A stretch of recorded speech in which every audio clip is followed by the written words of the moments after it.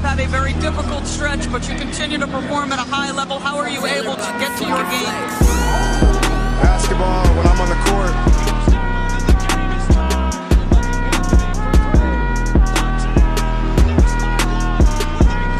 Rebecca, in the future, when you interview me, can you please take off your damn heels? He said, I'll present you, provided you let me wear your heels. We'll save that for later.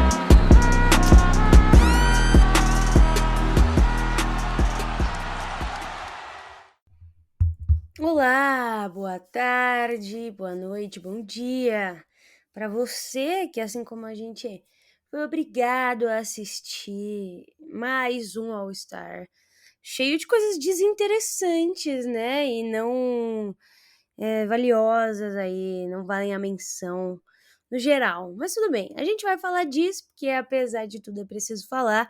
E vamos falar do que acontece a partir de agora, né? Porque para muita gente, inclusive para mim e pra Drica, as coisas ficam sérias de verdade após o All-Star Game, apesar da falta de entretenimento que a gente viu nesse final de semana, né? Mas antes da gente entrar nesses pontos, Drica, está por aí? Boa tarde. Fatos desinteressantes é ótimo, né? Para resumir o All-Star Game. Aliás, o All-Star Weekend. Eu nem assisti o jogo, né? Tava trabalhando. Mas eu acho que quem nos acompanha, né, Agatha, há mais tempo, assim, há alguns anos, sempre sabe que chega nessa época, chega nesse dia especificamente, se a gente tem que escolher um dia para não ver NBA, é o dia do All-Star Game, que a gente realmente não é exatamente a maior fã desse jogo. Eu até gosto ali dos desafios, assisti, né? Tinha Curry e Sabrina. Fui ver meu Jaylen Brown lá no torneio de enterradas, né? Coitado. Obviamente que não ganhou, mas achei bonito, homenageou muita gente, inclusive o Terence Clark, me deixou um pouco emocionada e tal. Mas não é exatamente o nosso principal ponto, nosso momento favorito da temporada. Agora, o que acontece pós All-Star, aí já fica mais interessante, né, Agatha? Inclusive, teve técnico caindo hoje, né, Agatha? Não que seja exatamente de uma franquia organizada, não é exatamente surpreendente, mas o caos já começou. Nem terminou direito aí o hype do All-Star Game e já temos mudanças aí em comandos técnicos do lado leste da NBA. Não vai mudar nada a vida desse time, eu imagino, mas caiu, né, Agatha? E agora que o bicho começa a pegar. Exatamente, vamos entrar nesse ponto. Vamos falar primeiro do All-Star Weekend, que teve, na maior parte do tempo, momentos em que a gente quis desligar a TV, ou acabou nem ligando, mas também tiveram poucos pontos a serem mencionados aí com louvor e acho que acabam valendo a pena num geral. A começar, obviamente, pelo aquilo que a gente já esperava, já tinha mencionado aqui, que foi a competição entre Sabrina Ionescu e Stephen Curry. Eu também não quero deixar as coisas maiores do que elas são, e muita gente já falou sobre o que aconteceu e sobre como foi o torneio, mas acho que foi a grande ápice desse final de semana. O que é muito legal, porque a gente tá vendo aí um crossover, primeiro crossover oficial entre as ligas e mostrando mais uma vez que as mulheres conseguem competir no mesmo nível que os homens e trazendo também essa pitada de entretenimento extra. As pessoas estavam interessadas para ver, as pessoas ficaram interessadas durante o acontecimento e as pessoas gostaram do resultado, né? O que é muito legal e acredito que a liga deve continuar a proporcionar momentos como esse, né, Drica? Exatamente, eu acho inclusive que foi o ponto mais alto, assim, do All-Star. Era o que todo mundo tava falando, era o que todo mundo estava esperando. É o que você falou, a gente não vai deixar as coisas maiores do que elas são. Até porque tem muita gente, né, que continua falando besteira na internet. Mas eu acho que é uma coisa muito bacana. E o que mais me deixou, assim, feliz, eu acho, desse momento especificamente, claro que a gente já sabe, já estava vendo a admiração que um tem pelo outro, né, que a Sabrina tem pelo Curry e vice-versa, mas foi realmente muito bonito ver, assim, a admiração deles, um ali torcendo pelo outro, a cara do Curry no momento que ela estava acertando, né, os arremessos, inclusive se colocasse ela no desafio geral, ela provavelmente venceria ou teria um embate muito bom com Damian Lillard.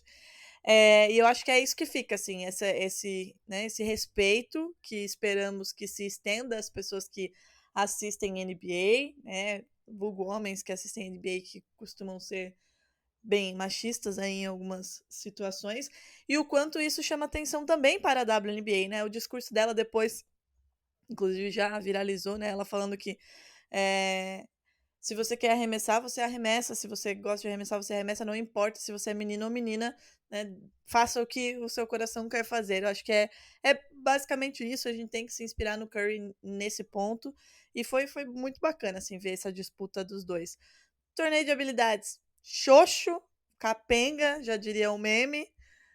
Torneio de enterradas é aquela coisa que já deixa a desejar há muito tempo, né, Agatha? De novo, pra mim, eu gostei de ver única e exclusivamente por causa do Jaylen Brown, que homenageou muita gente, inclusive um amigo dele. Foi o pior, diga-se de passagem, né? Uma Não foi o vergonha. pior, né? Teve piores, Uma né? vergonha ele ia tentar pular uma pessoa sentada pra arremessar. Não, mas dê suas opiniões aí. Não, eu não acho que ele foi pra ganhar, de verdade, assim, de verdade. Não é, nossa, porque ele não ganhou. Não acho que ele foi pra ganhar, até porque ele nunca participou de um torneio de enterrada na vida dele.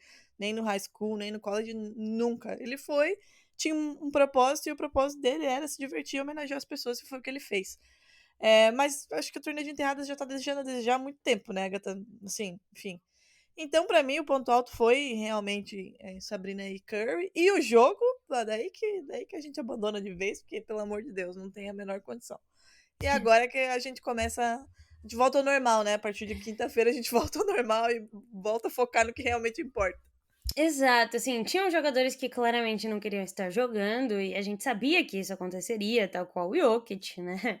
O próprio Luka Doncic fez 1 de 6 nas bolas de 3, mas tinham jogadores que queriam mostrar serviço. Geralmente isso acontece com os novos, com os estreantes no All-Star Game, que são jogadores mais jovens. O próprio Shai fez 31 pontos ontem, o Kat, que não é Quantos estreante, pontos fez o Jaylen Brown, Agatha? Jaylen Brown, deixa eu entrar aqui. Eu vou deixar, Jaylen Brown fez vou deixar 36 você falar, pontos vou deixar ontem, você falar. 36 pontinhos ontem, em 22 minutos.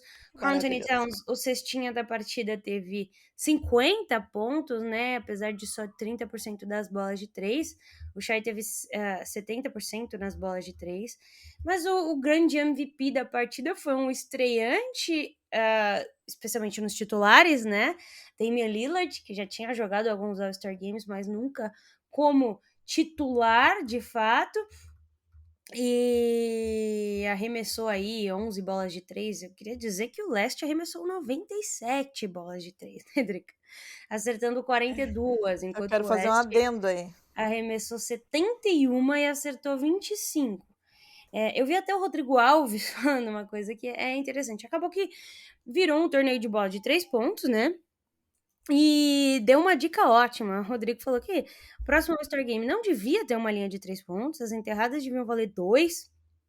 E algumas outras coisas também deviam valer pontos, porque de fato era isso, era passar a bola na linha de 3 e arremessar. Um jogo completamente, não sei nem se essa palavra existe, inassistível. Chato no mais profundo significado da palavra. Chato. Passou de Chato 200 mesmo. pontos, gente. Pelo amor de Deus, não dá. Não dá pra assistir, tá? Vocês que gostam, respeitamos, né, Agatha? Mas não dá. A gente não curte muito aí o All-Star Game, porque é essa bagunça, realmente não é legal. Mas eu gostaria, se alguém estiver escutando um gol no fundo, é porque eu tô assistindo o sorteio da Supercopa de Futsal, outro esporte que eu amo, então me perdoem. Outra coisa que eu queria deixar aqui claro é que todo mundo, quer dizer, todo mundo não, né? Porque nós que defendemos o leste, mas praticamente todo mundo colocava o Oeste como vencedor dessa bagaça aí, hein? A gente foi lá e mostrou que não é bem assim que a coisa funciona.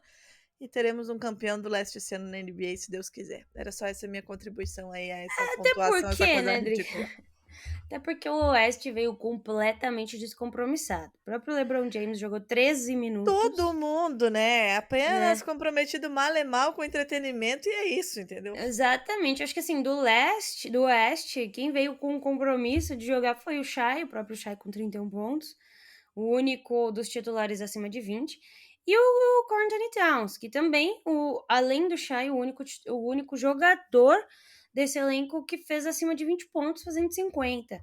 Do outro lado, a gente teve acima de 20, Jason Tatum, Antetokounmpo, o próprio Lillard com 39, Haliburton com 10 de 14 nas bolas de 3 com 32, Jaylen Brown com 36, então houve um pouco mais de comprometimento do lado do leste, e eu acho que tinha essa questão, né, Drica? Todo mundo falando que o Oeste era melhor, e é um dos melhores times aí das uniões que a gente já viu na história da NBA, né? Você tem muitos jogadores importantes e saudáveis para jogar e comparecer a esse jogo, mas não existia compromisso algum em vencer, enfim.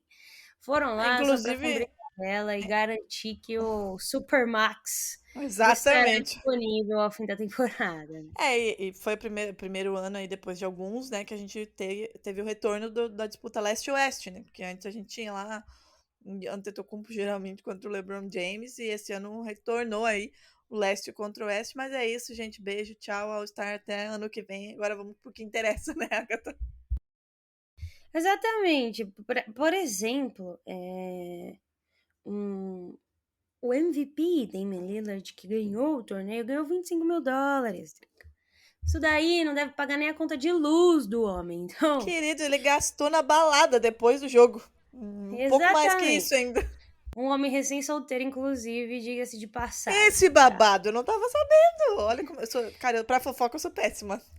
Pois é, a gente não sabia exatamente as nuances do divórcio, né? Muitos motivos podem existir dentro de uma separação, mas Damian Lillard está se separando logo após ter mudado de cidade também, pode ter uma coisa a ver com isso, né? A ex-mulher dele não querer sair de lá, e aí está enfrentando por conta disso também questões de guarda, né? Judiciais, Até muitas porque coisas acabou de envolvidas. ter gêmeos, não teve? Recentemente? Tem 3 Exatamente, agora, né? tem bebês pequenos e muito dinheiro envolvido. Então, separações em que existem crianças e dinheiro envolvido sempre são as mais Muito dinheiro, complicadas. no caso, né? Ser pobre e não ter filho é muito simples. Você vai no cartório, fala quero separar, É separa e por isso acabou. que eu sou pobre, sem filhos e solteira. Não tem nenhum impedimento. Ó, vivo Exatamente, você é a tranquila. pessoa certa. Se alguém quiser casar com a Drica, ela é o projeto perfeito, entendeu? Oi, Jason Taylor. Nelly que tá juntando as trouxas dela pra pegar uma passagem e ir pra Milwaukee agora, né? Com essa notícia de separação. Pois Enfim. é. E aí, enfim, houveram algumas outras discussões. O próprio Jaylen Brown falou da regra dos 65 jogos, né? Botou a galera na fogueira, sendo que ele é o presidente da Associação dos Jogadores e podia ter feito algo a respeito se ele não concordasse. Mas a gente já discutiu essa regra aqui, também não acho que não é válido destrinchar tanto. Mas hoje, como você mencionou, Jake Vaughn foi demitido, né? Demitido do Brooklyn Nets. O time, nesses últimos jogos, o Nets está com 8 vitórias e 23 derrotas. Agora Uma soma campanha 21 bonita. vitórias e 33 derrotas. E assim, faltam 28 jogos para a temporada acabar. O Nets tem sido, durante esse período de temporada, né, Drica, se você olha as configurações da tabela, é um time ali de play-in. Sincero até. É óbvio que virou um catadão. Honesto, né? Um time honesto ali. Um time Não honesto, ilude demais. Não, tem bons jogadores interessantes, jogadores que foram sondados por outras equipes, inclusive, mas tem ido mal nas últimas partidas. Então hoje se encontra na 11ª posição, com 33 derrotas, como eu mencionei. E quem está na frente é o Hawks, com 31. Então nada está perdido, mas é aquilo. Colocar um treinador agora é também se arriscar para o futuro e ter o risco de não ir para esse play-in. Mas o Nets precisa aprender que o dia de amanhã sempre vem, né? Se isso é um aprendizado, fico feliz, porque que contrate um bom treinador, um treinador que siga esse projeto para frente, porque é um projeto para o futuro. Se o time do Nets não vai ganhar nada nessa temporada, provavelmente nada na próxima, e precisa entender aonde quer chegar com as forças que tem e modelar o time a partir disso, né?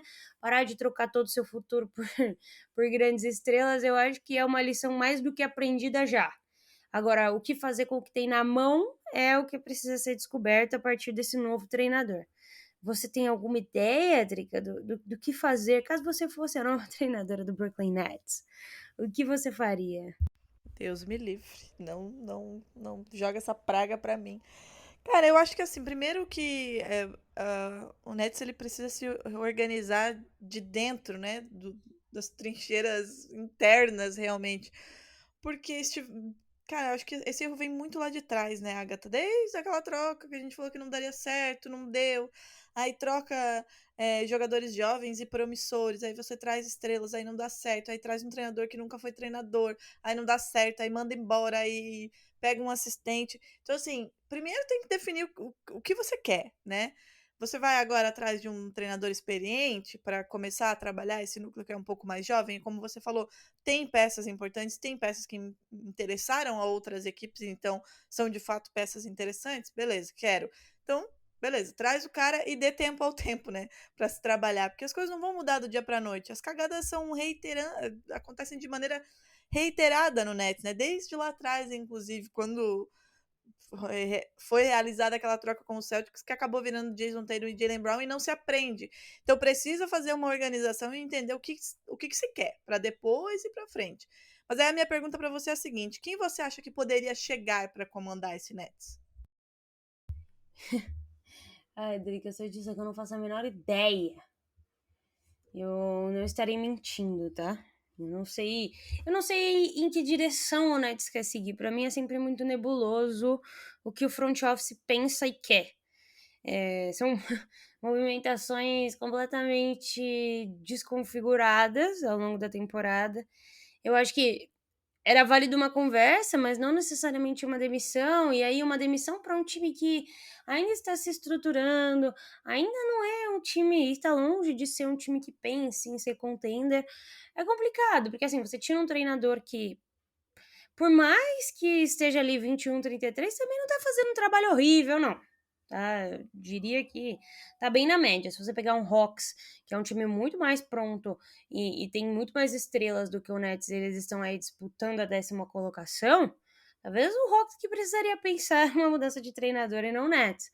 Mas me preocupa um pouco essa... Aí você vai até entender o que eu tô falando. Essa futebolização do basquete no tocante aos treinadores, sabe?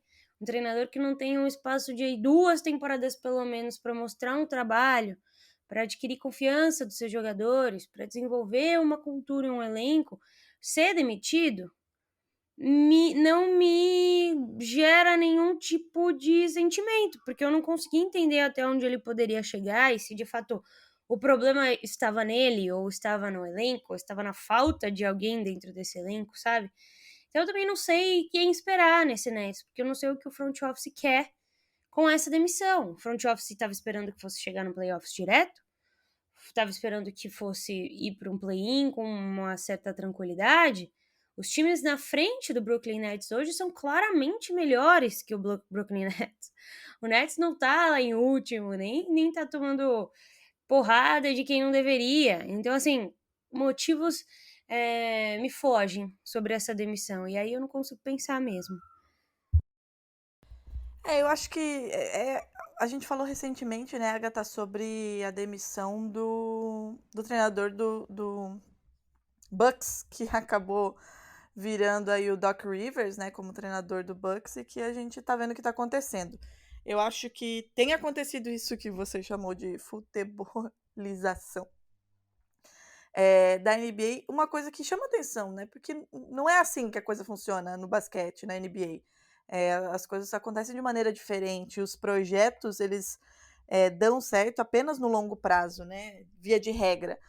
Isso a gente vê, por exemplo, com as dinastias, né? Não vou nem falar do Warriors, mas para quem é jovem aí, quem é bem novinho e só acompanhou a dinastia do Warriors, o Steve Kerr não montou o time e começou a vencer do dia para a noite.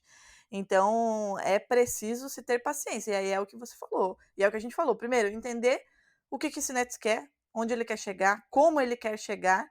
E aí, você trabalhar em cima disso, né? E dar tempo ao tempo. As coisas não acontecem do dia para a noite na NBA. Pode acontecer? Pode.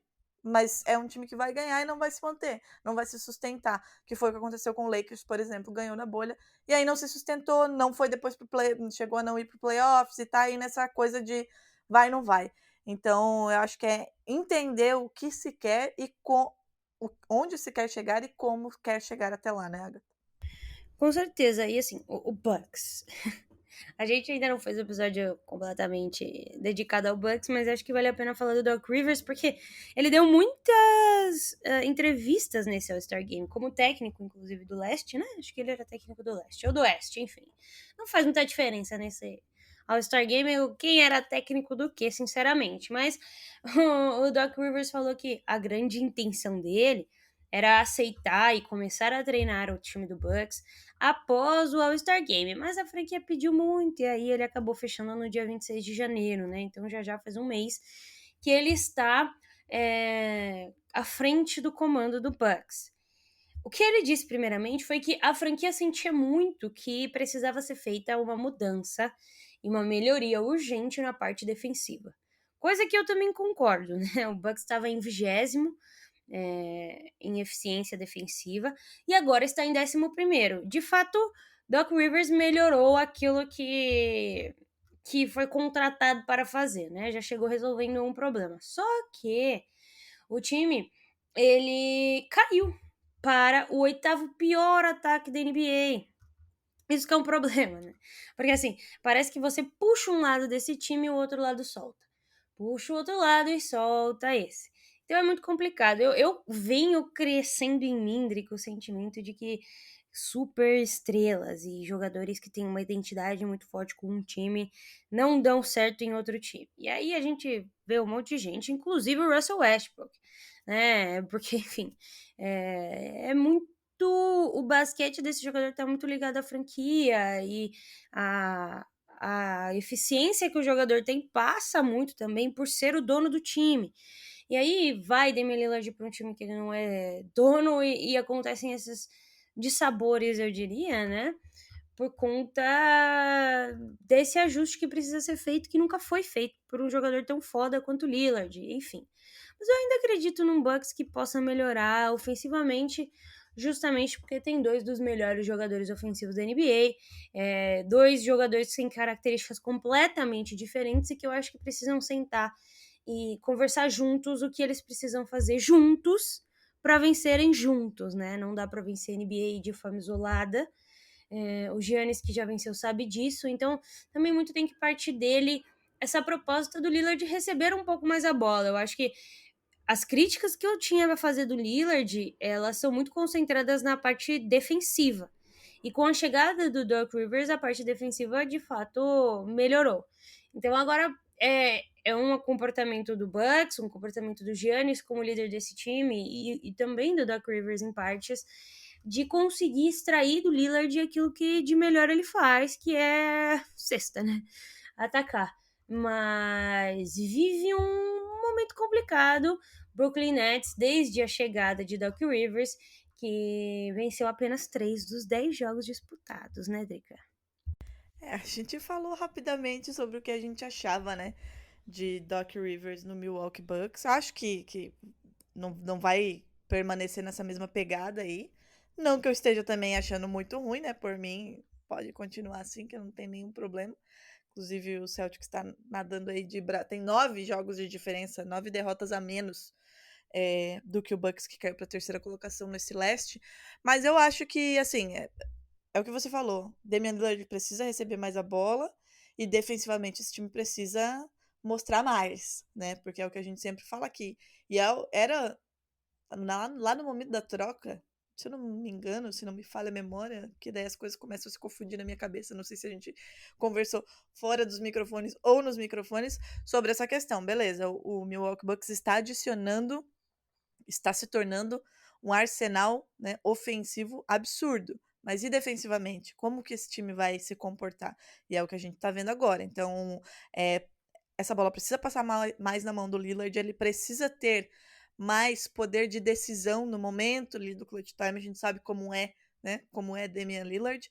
E defensivamente, o Doc Rivers precisa encontrar alguma maneira de, com as peças que tem, resolver um pouco desse problema, porque senão nos playoffs a coisa vai ficar ainda mais complicada, porque a gente sabe como são os playoffs da NBA e o que é preciso ter para ir avançando, principalmente no leste, que neste ano, né, Agatha, a gente tá vendo aí times, Cavs, por exemplo, tem uma sequência aí, né? Teve uma sequência de jogos absurda. O Celtics vem em uma sequência de 6 jogos, 6 vitórias consecutivas, enfim.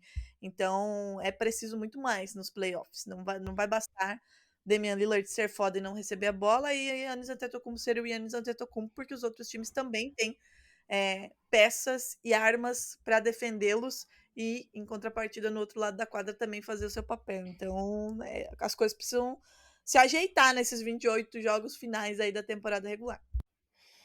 E assim, hoje, eu acho que você vai concordar, Drica, apesar de eu talvez exagerar um pouco, mas a situação pro Boston Celtics hoje talvez seja a melhor dos últimos anos, assim, em que eles competiram. Primeiro porque, óbvio que ninguém comemora isso daqui, mas é óbvio que a ausência de Joel Embiid implica num 76ers infinitamente pior do que com ele dentro de quadra. E enfim, operou, a gente não sabe qual vai ser essa timeline para que ele volte, e se voltando, volta inteiro para os playoffs, e se voltando para os playoffs consegue jogar todos os minutos, e se jogando todos os minutos consegue fazer a diferença. Começa por aí. Esse Bucks que não está completamente estruturado ainda, pode engatar, mas também pode ser que não, aqui a gente está trabalhando com condicionais, né? Um Cavaliers que na temporada passada também estava bem, mas desapontou todo mundo, né? A tomar uma varrida do Knicks. Mas eu acho que hoje acaba sendo a maior força, mas ainda assim um time jovem. Um time que, tirando ali Donovan Mitchell, não tem muita experiência com playoffs e passar de muitas fases. Você tem o Knicks que talvez seja o melhor Knicks dos últimos anos, né? Também não vejo nem perto de ser a força que o Boston Celtics é. Um Pacers interessante, mas também não é. O Heat, que caso à parte, né, Drica? Mas sempre chega melhor para os playoffs, ainda não entregou nada muito espetacular essa temporada. E vou falar até o oitavo, que é o Magic, também é um time jovem, mas que infinitamente menos competitivo do que o Boston Celtics. Aqui hoje, no meu ponto de vista, ao meu ver, Boston Celtics tem quase que uma obrigação de chegar a essa final do leste, né, Drica? Não digo vencer, amiga, porque vencer não... é complicado, mas assim, pensando na configuração de hoje, Boston Celtics pegando o oitavo, pegaria ali, se Magic e Heat vencem, blá blá blá, pegaria um Magic. Não deveria ter problemas em conseguir um Magic. E aí, em próximo lugar, pegaria o Knicks ou 76ers. Aí a coisa já complicaria, mas ainda acho que é mais time para vencer. Hoje, para mim, Boston Celtics, pós All-Star Game, vai engatar a sexta marcha e vai chegar para a final. Concorda que o cenário hoje tá até mais fácil do que nas temporadas passadas? Não, concordo. Não gosto desse negócio de obrigação. Não me joga essa responsabilidade que já começa a me dar um ruim. Eu acho que tudo isso que você falou, né? De novo, vou repetir o que você falou. A gente não comemora a lesão de jogador. Deus me livre. Mas, dada a situação, o 76ers estava lá em cima e já foi caindo aí para a quinta colocação. Obviamente, quando o seu principal jogador se machuca, você tem uma queda de rendimento. Então, assim, permanecendo esse cenário com o Boston Celtics, com todo mundo saudável, todo o resto aí que sobrou, né? Com todo mundo saudável, eu concordo que eu não vejo, e pode ter gente que vai tirar esse corte jogar na internet e me cobrar depois. Mas sendo racional, eu não vejo ninguém do leste neste momento tirando o título do leste do Boston Celtics. Primeiro, porque é um time que tá jogando muito bem, né? As movimentações que o Brad Stevens fez foram muito bem feitas, apesar das minhas ressalvas e da minha viuvez eterna a Marcus Smart, mas Drew Holiday é o cara mais eficiente na linha de 3 pontos no corner. Porzingis, com todas as ressalvas, e a gente sempre vai dizer aqui que a gente não gosta dele, mas ele é importantíssimo e o impacto dele nesse time é absurdo. Jason Tatum e Jaylen Brown jogando aí nível All-Star, Derrick White jogando um absurdo.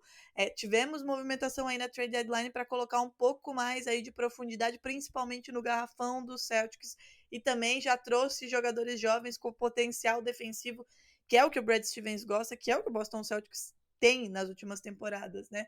Como característica. Então, assim, pra mim hoje, e eu vou repetir, eu já falei isso, acho que em outros episódios, tá? Racionalmente, olhando o cenário agora, tudo pode mudar, playoffs é outra história, a gente sabe disso, né? Jimmy Butler tá aí pra provar isso.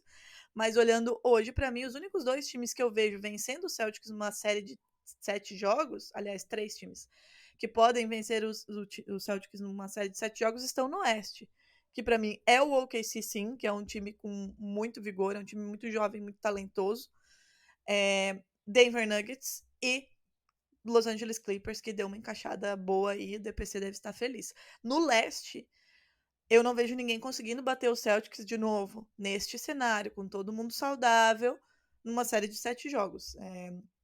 Claro, o Celtics costuma perdeu pro Magic, pode perder pro Bulls na quinta-feira. É um time que dá uma desacelerada, parece, sabe?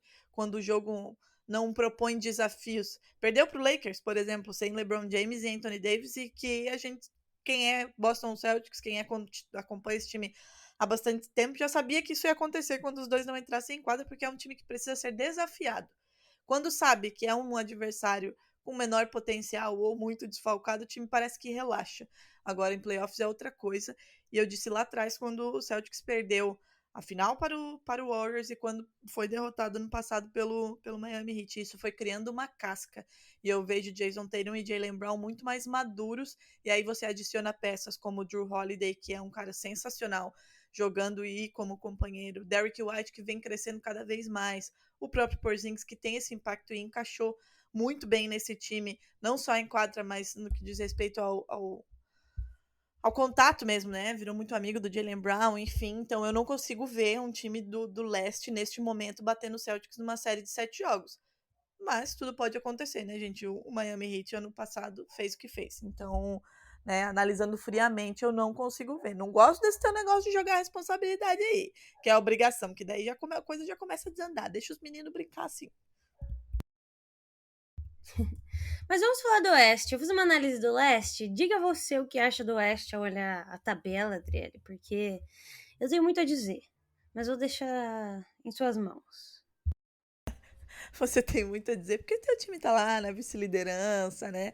Encostado no Clippers, Timberwolves. Eu acho que assim, Agatha, quando a temporada começou, a gente já falou na temporada passada o quanto esse OKC poderia ofertar, né, pra gente, e ele tá aí provando. Eu acho que o Timberwolves me surpreende um pouco estar, por exemplo, na liderança, mas a gente sabia também do potencial. Então, assim, olhando para a configuração agora, nesse momento, os 8 primeiros, gente.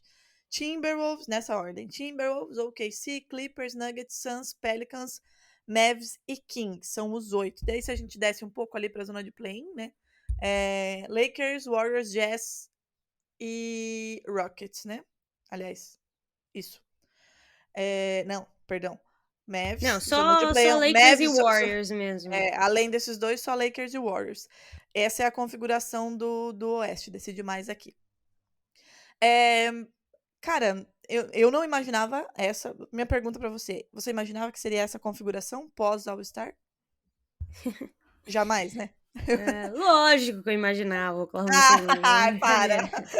Ninguém imaginava que seria isso aqui. A minha grande aposta foi que o Thunder entrasse diretamente para os playoffs, né? Sem play-in. É lógico que a gente vive um momento muito mais legal, mas eu acho que vários times vivem isso também. É um pouco diferente do leste, as coisas estão muito embaralhadas, né? Se você pega a diferença do Celtics para por exemplo, o quarto colocado, é de 10 vitórias. O quarto colocado no leste, entre o primeiro, é de 3. É muito pouco. Então a gente tá vendo, para chegar em 10 vitórias, é o Lakers que tá em 9º no Oeste. A gente tá falando de uma paridade muito maior desse lado aqui do Oeste em comparação com o Leste. Então acho que as coisas estão muito mais abertas. E são times, para além disso tudo, que estão liderando, os 3 times que lideram, tirando o Nuggets, que também tem mando de quadra, times que nessa configuração, tirando o Clippers, mas o Clippers também tem peças novas aí, né? Com o Westbrook, com o James Harden, que não foram para playoff ainda, nessa configuração a ponto de vencer. Então a gente tem um mandante no Timberwolves que a gente não tem como saber como vai se comportar em playoffs. É diferente da gente falar, tá, não, se o Heat for pra playoff, alguma coisa os caras vão fazer. A gente não tem essa visibilidade aqui, a gente não sabe como o Oklahoma vai fazer. O Oklahoma ainda se reforçou, né? Gordon Hayward chega, sei que você É, gosta dele, e a eu gente quero. torce Termina por aí estar feliz e termina o seu raciocínio e depois eu quero te perguntar um negócio. Vai. tá, pra gente torce pra ele estar feliz e saudável. Óbvio também, pegamos Bismarck Biyombo, que era um problema no nosso garrafão, né? A parte de rebotes, a parte de força lá dentro. Eu acho que Biyombo chega pra esse final de temporada com certeza ajudando o time nessa parte. Estamos muito fortes dentro de casa, então ter esse mando de quadra é importantíssimo. Independente do que aconteça, todas as fases serão complicadas, porque assim, numa configuração hoje, em que a gente tá em segundo, a gente pegaria Luka Doncic na primeira rodada, já não é muito legal. Depois Que pegaria talvez... delícia, né? Que delícia. Exatamente, depois a gente pegaria ou Clippers ou Pelicans, também não é tranquilo. Enfim, não existe caminho fácil no Oeste, eu acho que a configuração de hoje é bem legal, assim, eu gostaria de ver Lakers e Warriors, pelo menos, ali disputando uma vaga no play-in, né? Tentando vencer um Kings ou um Mavs para chegar nos playoffs, enfim. Existem muitas configurações legais de acontecerem, mas a chapa vai esquentar para esse lado mesmo, Drica, não tem jeito, é isso. 3 derrotas para o Boston Celtics, continua em primeiro lugar. 3 derrotas para o Timberwolves, pode cair para quinto e perder mando de quadra. Então, assim, é Um muito caos. complicado. Essa tabela do Oeste está mudando todo dia. Então, assim, essa reta final para o Oeste significa muito mais do que para o Leste em termos de mobilidade de tabela. Ali o meinho, eu diria que terceiro, quarto e quinto, buscar esse mando de quadra para Bucks, Knicks e 76ers importa muito, pelo menos nessa primeira fase.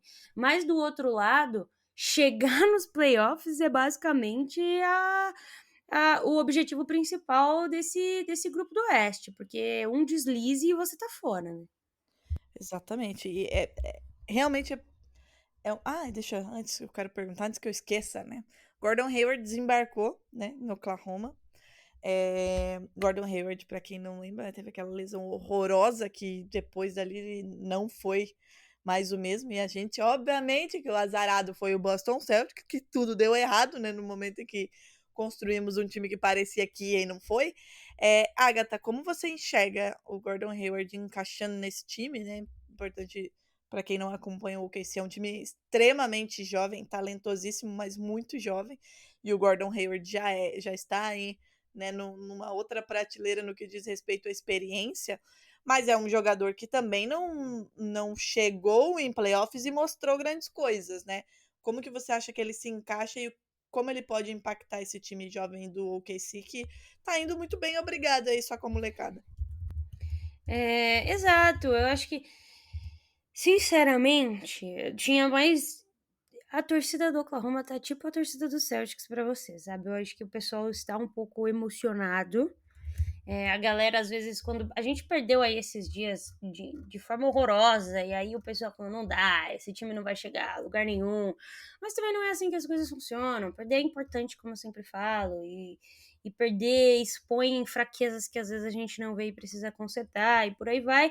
E uma das nossas fraquezas é na posição do Gordon Hayward, e eu acho que ter um jogador mais velho, que até já passou por lesões, entende a importância de estar saudável e de contribuir da forma que é possível, é interessante. Eu não gostaria, sinceramente, de ter perdido o Mitic. O Mitic, inclusive, já chegou no Hornets, já fez career high em pontos, em assistências no primeiro jogo e blá blá blá. E muito aconteceu. Mas, para mim, Sam Presti fez a lição de casa, pegou um jogador bom, um jogador é uma posição que a gente precisa, com um contrato expirante de 30 milhões de reais, então liberou uma puta grana da nossa folha salarial para no ano que vem fazer o que precisa ser feito, e eu acho que São Preste entende mais do que tudo que esse time, se chegar nas finais, se vencer, vai estar fazendo muito mais do que o esperado. O Oklahoma City Thunder hoje não é um time pronto para ser campeão, ao meu ver. Ainda falta evolução do Chet, de alguns outros jogadores, e falta para mim um power forward de fato, assim, né, de peso, né? Mas eu acho que isso vai acontecer ao longo do tempo. Então essa temporada é para testar até onde a gente consegue chegar com essas peças, o que um jogador mais velho, mais experiente consegue fazer pra gente nesse período e entender o futuro, o que precisa para o futuro. Mas não acho que deveria ter feito mais movimentações, a gente ainda tem esse monte de pique. Trocamos algumas coisas, mas continuamos aí com 30 cacetada aí de pique, o que é muito importante. Mandamos o Bertans para fora e aí liberamos aí 17 milhões em salário, mais 15 milhões do Micic. Mandamos Trimen também mais 8 milhões, liberamos um espaço legal na folha salarial e eu acho que o caminho é por aí. Manter o que tá dando certo. O São Prest é muito bom em fazer isso. Tá dando certo esse time é jovem. Vamos ver até onde esse time consegue ir. E dentro dos playoffs, onde as falhas são muito mais expostas do que na temporada regular, eu acho que de forma isolada e a gente consegue ver jogo a jogo, entender onde precisa mover. E São Prest tem dinheiro, pique, hoje, talvez mais do que nos últimos anos, um cenário interessante para que os jogadores queiram ir para o Oklahoma, né? A gente está falando de um mercado pequeno, então o mercado pequeno precisa ser atrativo. É atrativo você ter Shai no time, é atrativo você ter Chet, ter Jalen Williams. Então pode vir daí na próxima temporada um jogador muito mais forte, um jogador muito mais preparado e que de fato faça o nosso time sair de um contender óbvio, que já liderou a temporada por algumas rodadas e segue em segundo lugar no Oeste, para um time que as pessoas falem, pode vencer a NBA.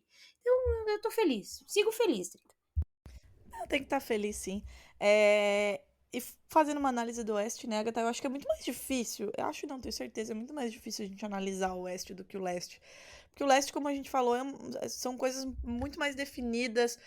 Existem diferenças de elenco muito mais gritantes, né, muito mais nítidas, obviamente, de campanhas também. Movimentações que foram feitas ou não foram feitas, já no Oeste é esse bololô, né? Uma bolação aí que são 28 jogos para terminar e tudo pode mudar. A gente pode ter um Timberwolves e um OKC realmente terminando ali na cabeça, podemos ter os dois times caindo para não ter mando de quadra, podemos não ter Lakers e Warriors nos playoffs, como podemos ter, né? O Warriors começou aí a dar sinais de respiro, o próprio Lakers vem de 3 vitórias consecutivas, o Mavs venceu 6 consecutivas, então assim, é muito mais difícil a gente fazer uma previsão nesse Oeste, muito mais. Eu não arriscaria dizer quais vão ser os times aí desses 10, os 2 que vão ficar fora, não ouso arriscar, eu acho que a gente precisa de um pouco mais ver como é que esses times vêm nesse pós-All-Star, pelo menos aí nessa uma semana e meia, se realmente vai ligar o turbo aí para garantir a classificação ou não. Eu acho que é muito mais difícil a gente prever isso no Oeste. Mas, Agatha, pra gente já finalizar, né? Pra gente finalizar e a gente volta aí durante os próximos dias, semanas, e aí daqui a pouco tem playoffs e vocês vão nos ouvir todo santo dia, como já de praxe. Se você fosse... No Leste tá muito mais fácil, né? Mas se você fosse apontar 2 equipes que você acha que realmente vão engatar aí a marcha e nesse pós-All-Star, e 2 que vão começar a cair a ponto de ficar de fora dos playoffs ou não, quais você apontaria no Leste e no Oeste, Agatha? Que entram ali desse finalzinho? Não, 2 equipes que você acha que vai, nesses 28 jogos finais aí, vai fazer uma puta campanha, e 2 que vão degringolar de vez, que a gente sabe que agora é o tudo ou nada, né? Eu acho que com a lesão do Joel Embiid, Knicks e Pacers vem com sangue nos olhos para pegar esse mando de quadra, para subir na tabela. Talvez o Heat dê essa engrenada final, que já é de praxe, né? Para talvez tentar pegar uma posição melhor aí, melhorar a situação, jogar em casa, quem sabe. E do lado oeste, eu gosto muito de como o Pelicans está se portando, né? Pelicans na frente do Mavericks, do Kings, do próprio Lakers. Eu não sei se o Lakers tem força suficiente para passar esses times, tá? 3 derrotas a mais do que o Kings, que tá em 8º. Mas eu acho que é um time que vai dar uma acelerada final, porque, enfim, Lakers é Lakers, precisa estar, não pode ficar de fora dos playoffs, LeBron James, enfim, toda aquela questão que já conhecemos, né? E o Clippers é um time que tem potencial para terminar essa temporada, inclusive em primeiro. tá muito bem, vem subindo e, sinceramente, se a gente olha Timberwolves, olha Thunder e olha Clippers, em peso de estrelas ali dentro, de qualidade de jogadores e de momento, Clippers está no melhor. Então eu acredito que Clippers pode até terminar a temporada em primeiro lugar, viu, Drica? Mas eu sigo querendo Lakers e Warriors aí em nono e décimo, porque pelo menos a gente tem um gostinho de Stephen Curry versus LeBron James, que eu acho que é o máximo que a gente vai ter nessa temporada, né? Rolaram boatos que poderíamos ter tido os dois juntos, inclusive, né? Concordo com você com relação ao Clippers, é um time que é mais cascudo, né? E encaixou. Realmente agora parece que a coisa foi e vai, né? Quem sabe aí o Clippers não consiga chegar mais longe. Não vai ser campeão, viu, DPC? Não vai, porque esse título vem pra Boston, mas eu acho que a torcida e esse Clippers está merecendo, né? E algumas peças que estão lá, vide Russell Westbrook, que enfim, não vamos falar, porque a gente sempre fala bem dele aqui, mas eu gosto de como ele se porta e o papel que ele tem desempenhado nesse Clippers. Acho também que é um time que nessa reta final pode utilizar dessa experiência. E a gente sabe que Kawhi Leonard, por exemplo, é um jogador, assim como o Jimmy Butler, que joga quando quer, né? O Jimmy Butler entra em quadra, o Kawhi às vezes nem isso, mas que vai em frente. E eu gosto da configuração do jeito que ela tá também, viu, Agatha? Acho bacana a gente ter um Lakers e Warriors aí pro Stephen Curry vencer e tirar o Lakers dos playoffs.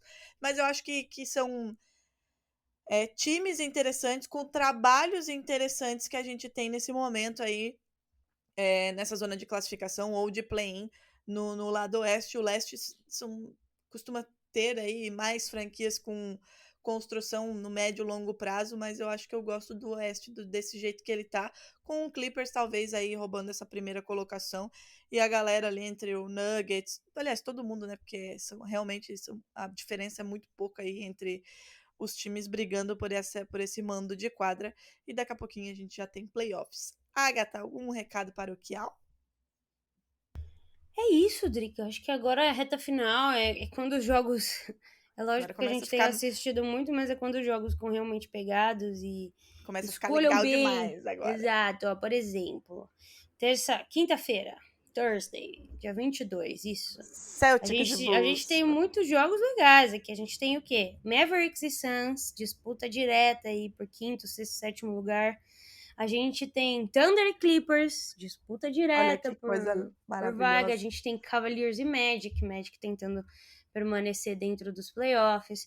E aí a gente tem, na sexta-feira, Warriors e Lakers. Aí é delicinha, hein? Exatamente. Um 76ers e Cavaliers, um Pelicans e Heat. Então, assim, escolham bem os jogos. Foquem no jogo do miolo, da galera que quer se destacar, porque a partir de agora vai começar a ficar bem legal. É isso, gente. É isso. Assistam, porque só tem mais 28 jogos. Quando a gente começa a falar na temporada que tem 80, parece que não vai chegar, mas chegou. Só tem mais 28. Comecinho de abril ali a gente já tem começo de playoffs, e aí que o bicho pega de uma vez. Então aproveitem essa reta final aí, para vocês que são torcedores dos times que não vão a lugar nenhum, aproveitem essa reta final para assistir o time de vocês, e para quem tá brigando por alguma coisa, para preparar o coração para os playoffs, que a gente sabe como é. E a gente volta, né, Agatha? Daqui a pouco, daqui uns dias a gente tá de volta para falar aí. Nós esperamos voltar já com a notícia de quem vai assumir esse Nets, né, Agatha?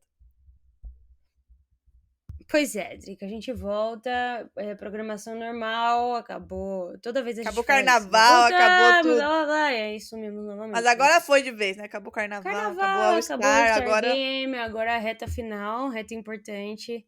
Estamos aí, recado, sexta-feira, pra quem mora em São Paulo, temos o Jogo do Brasil, Brasil-Paraguai, lá no estádio do Corinthians, Vladimir Marques. Eu não lembro exatamente o horário, mas ingresso aí, 20 a meia, 40 inteira, ingresso de quadra R$100. Vai ter jogo dos influenciadores antes, inclusive, viu? Ainda tô analisando se eu vou conseguir comparecer para passar essa vergonha, mas... Vai lá, você tem que ser vale muito a pena, né? Vale muito a pena tentar comparecer. Galera, pra quem não sabe, a Agatha treina, tá? Então, se ela vier com esse migué de não sei, cobrem ela depois.